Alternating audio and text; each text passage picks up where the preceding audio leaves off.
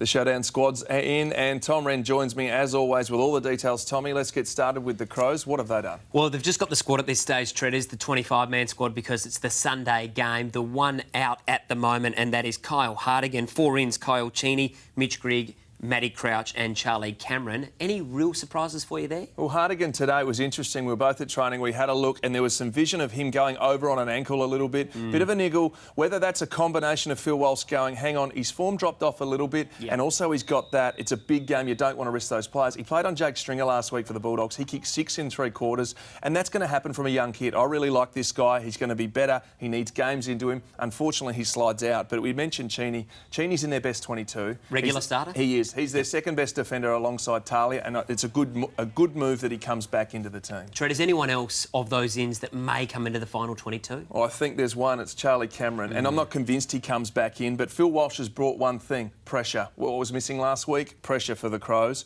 and that guy, along with Eddie Betts, can really do some damage. We talked about the tackling numbers. They were horrendous last week for Adelaide. They won't serve that up again, and if I was Port Adelaide's defender, you're not going to get time and space on the footy just to pick it apart and take your time when you've got Charlie Cameron chasing you. I think he was one who I'd look to bring in. Works really well with Eddie Betts as well. One thing's for sure, Treaders, whoever does play in the defence this week, they've got their work cut out. They know that they don't want the game to become an open affair.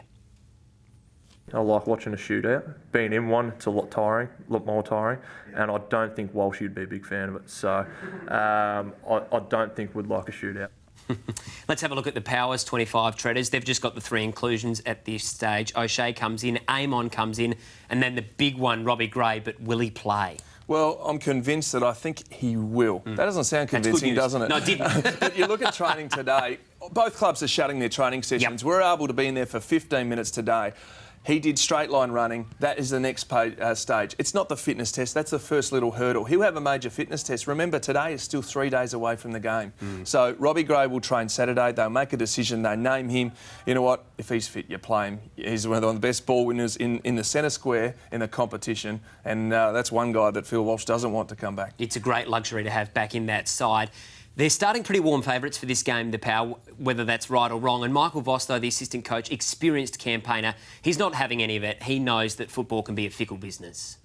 All of a sudden, 1 week against the Hawks, somehow it's, that's turned, and with the Crows not getting the result they're after, somehow they're not in form. And we just know that that's just not the case. It's just not true. And again, if you do so, you'll disrespect the competition and you'll get your right whack.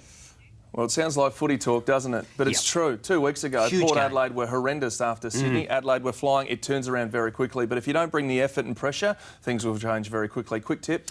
I'm going to go with the Crows only because I think it's a showdown. Could be an upset. And on that night, I'm going to get out of here before you whack me. All right, we'll see you Monday. Look forward to it, mate. Moving on with some of my tips. I've gone for Collingwood over Carlton in that big grudge match at the MCG.